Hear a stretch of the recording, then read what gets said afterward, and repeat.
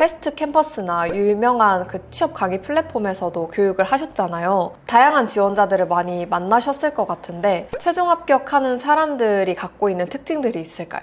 가장 인상 깊었던 학생들을 좀 생각을 해보면 결국에는 해결하기 위한 프로젝트를 진행한 분들이 좀 많이 돋보였던 것 같습니다. 안녕하세요. 오늘은 전통은행권에서 금융 일반 업무를 하시다가 데이터 분석 그리고 프로덕트 기획까지 맡고 계신 현직자분을 모셨는데요. 지난 영상에서는 금융 영업 직무로 현직자 인터뷰를 나누어 보았습니다. 오늘은 데이터 분석과 PM 직무 위주로 한번 낱낱이 캐보도록 하겠습니다. 그러면은 선생님께서 데이터 분야 쪽으로 어떤 커리어를 쌓아왔는지 먼저 자기소개 해주실 수 있을까요? 우선 저는 첫 회사에서 금융 영업으로 입사를 해서 비대면 관련 비즈니스 합으로 발령을 받게 되었어요. 거기서 이제 영업을 수행하기 위해서는 데이터 역량이 좀 필수적이었고, 일을 잘하려다 보니까 자연스럽게 이런 데이터에 관해서 접하게 되고 관련 역량들을 쌓아 나갈 수 있었던 것 같아요. 그래서 그런 역량을 바탕으로 일을 하다 보니까 그런 비즈니스뿐만 아니라 좀 더 넓은 영역에서 데이터를 좀 알아보고 싶더라고요. 그래서 큰 고민 끝에 퇴사를 진행을 했고, 그 이후에 데이터 관련 공부를 조금 더 하면서 개인적으로 프로덕트를 하나 만들었었어요. 그래서 유저 서비스를 운영하면서 데이터에 관련된 실험 같은 것들을 진행해보고,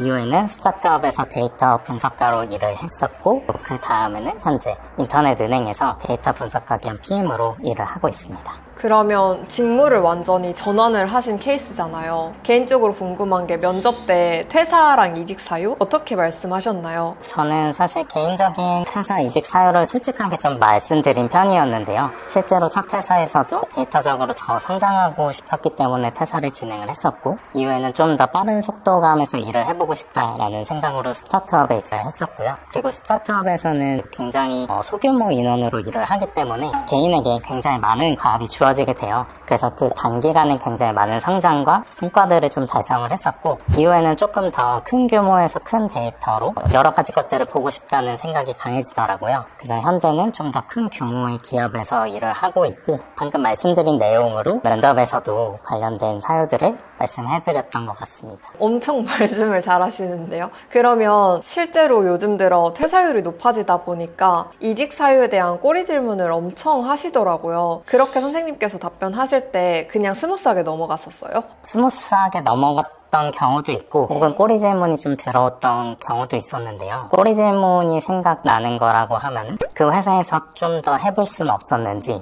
다른 회사는 왜 지원하지 않았는지, 뭐 이런 질문들이 좀 들어왔던 것 같아요. 컨설팅을 이제 받으러 오시는 분들을 보면 비전공자가 데이터 분석 쪽으로 진입하는 경우가 꽤 문의를 많이 주셨는데, 실제로 느끼기에 비전공자가 그쪽으로 분야를 들어가려면 힘든 편인가요? 어떤 노력이 필요할까요? 일단은 사실 현실적으로 비전공자가 지금 당장 데이터 분석가로 취업을 하기에는 허들이 많이 높아진 건 사실이에요. 그리고 비전공자뿐만 아니라 전공자도 지금 많이 수요가 줄어들고 있는 추세라서 조금 어렵긴 한데요. 다만 이제 그럼에도 불구하고 취업 시장이 계속해서 취업되는 분들은 있으시거든요. 그래서 그런 분들을 봤을 때는 결국에는 어떠한 문제를 해결해 보기 위해서 얼마나 끊임없이 고민을 했느냐라는 그런 프로젝트들이 포트폴리오나 자기소개서에 잘 녹여나는지, 그런 부분들이 가장 중요한 것 같습니다. 그럼 지금 데이터 분석 쪽이랑 프로덕트 기획 이렇게 업무를 해보셨으니까 각각 어떤 업무를 하는지 한번 여쭤보고 싶습니다. 그 데이터 분석 쪽은 어떤 일을 하고 어떤 역량이 필요할까요? 데이터 분석은 결국에 데이터 분석이라는 기술적인 부분보다도 문제를 해결하기 위한 도구라고 생각해 주시면 될 것 같습니다. 그래서 실제로 현업에서 어떤 문제들을 겪고 있고, 그런 문제들을 정의하는 과정에서부터 어떤 분석을 통해서 이걸 개선할 수 있을지 그런 개선점들을 도출하고, 실제로 관련된 실험들을 행하면서 A와 B 사이의 그런 간극들을 결과로 확인하면서 프로덕트나 서비스나 상품이나 더 개선할 수 있는 방향으로 가이드를 해주는 역할을 말하는 것 같습니다. 그러면은 어떤 역량이 가장 중요하다고 생각을 하세요? 가장 중요한 역량은 어떤 현상에 대해서 그냥 넘어가지 않고 이것이 왜 일어나는지 궁금해하고, 그리고 그 궁금한 것에 대해서 계속해서 드릴다운 할 수 있는 그러한 탐구심이 가장 중요한 것 같습니다. 그러면은 이제 데이터 분석 말고 서비스 기획이랑 프로덕트 기획은 어떤 일을 맡게 되나요? 프로덕트 기획이나 서비스 기획 같은 경우에는 어떤 서비스나 상품을 출시하는 데 있어서 전반적인 과정을 담당하면서 총괄하는 역할을 말할 수 있을 것 같은데요. 예를 들어 어떤 상품 서비스에 관련된 초기 기획부터 이후에 관련된 법률적 이슈를 해결하는 컴플라이언스부터 그리고 관련된 화면 기획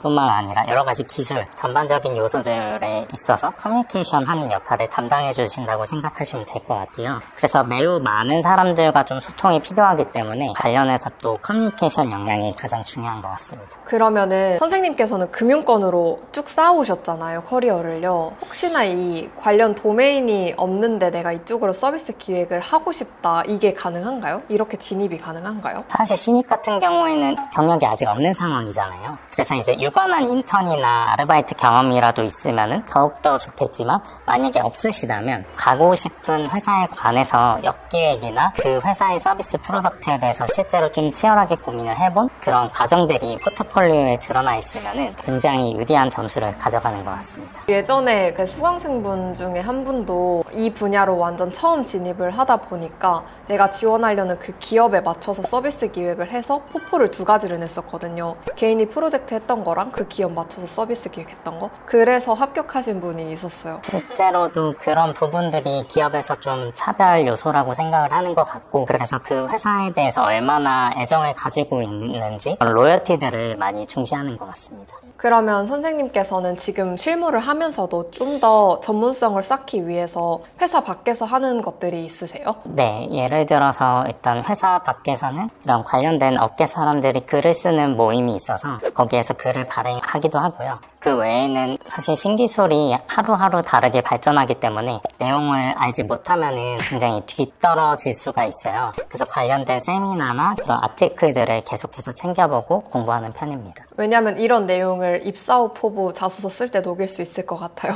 아, 네, 맞습니다. 그러면 기사 쓰는 거 외에 블로그 발행하는 거 외에도 패스트 캠퍼스나 유명한 그 취업 강의 플랫폼에서도 교육을 하셨잖아요. 다양한 지원자들을 많이 만나셨을 것 같은데 최종 합격하는 사람들이 갖고 있는 특징들이 있을까요? 지금까지 좀 생각을 해보면 뭐 그렇지 않은 케이스들도 많지만 가장 인상 깊었던 학생들을 좀 생각을 해보면 결국에는 실제 문제를 해결하기 위한 프로젝트를 진행한 분들이 좀 많이 돋보였던 것 같습니다. 뭐 예를 들어서 그냥 인터넷에 있는 더미 데이터를 가지고 프로젝트를 진행하는 것보다 실제로 본인의 문제, 본인이 근무하는 카페 아르바이트를 하는데 매출 개선을 위한 데이터 분석을 했다거나 혹은 본인이 운영하는 스마트 스토어 관련돼서 매출 개선을 위한 데이터 분석을 했다거나 이러한 요소들이 굉장히 크게 가산점을 많이 얻었고 그리고 결국에는 원하시는 방향으로 취업을 하게 됐던 사례인 것 같습니다. 실제 문제 해결 경험이네요. 그러면 앞으로 이제 AI 시대에 데이터 분석가는 어떤 미래가 있는지 궁금해요. 이 방향과 관련해서도 사실 데이터 분석가끼리도 많이 토의를 하긴 하는데요. 사실 결론적으로는 아직은 알 수 없다지만 조금 구체적으로 설명을 드리면 AI화가 되면서 사실 자동화되는 영역이 굉장히 많아졌어요.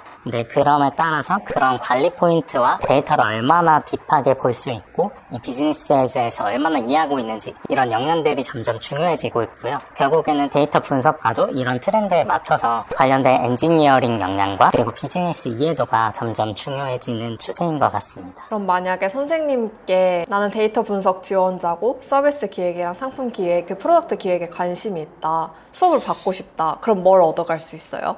일단은 관련된 직무들이 전부 다 결국에는 어떤 문제를 해결하고 얼마나 논리적으로 내가 원하는 바를 사람들에게 전달하고 사람들이 납득할 수 있는지 라는 플로우에 따라서 흘러가기 때문에 이런 직무와 관련된 교육에서부터 실제로 본인이 가진 성향이나 경험에 따라서 어떠한 직무가 가장 적합할지 저랑 논의하면서 같이 정해가는 과정도 진행을 할 수 있을 것 같고요. 그 이후에는 본인의 경력에 맞춰서 본인이 지원하고자 하는 방향의 경험 정리 뿐만 아니라 좀 더 추가적으로 보완할 수 있는 부분이 있으면 그와 관련해서도 가이드를 드리면서 같이 준비를 해볼 수 있을 것 같습니다. 네, 선생님의 가장 큰 강점이 직무 전환도 하고 계속해서 이직을 해오셨잖아요. 그래서 경력직으로도 또 이직을 준비하시는 분들한테도 많은 도움이 될 수 있을 것 같아요. 네, 맞습니다. 특히나 데이터 쪽 같은 경우에는 경력직 분들이 나는 데이터 분석을 하지 않았어. 그래서 나는 데이터 관련된 역량이 없어. 이렇게 많이 생각을 하시는데요. 사실 그분들의 경력을 이렇게 낱낱이 뜯어보고 나면은 데이터가 없는 회사는 사실 없거든요. 그래서 어떻게든 연결할 수 있는 포인트가 있고,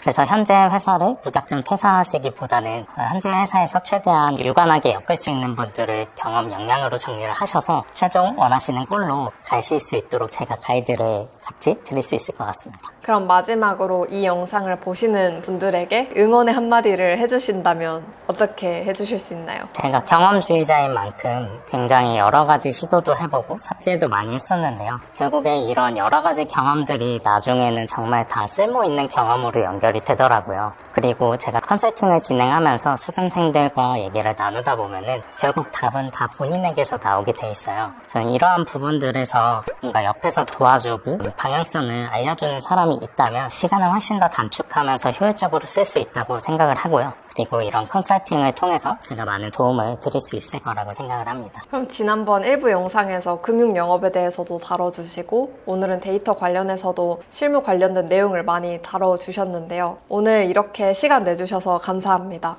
도움되는 인사이트였으면 좋을 것 같아요. 네, 감사합니다. 감사합니다.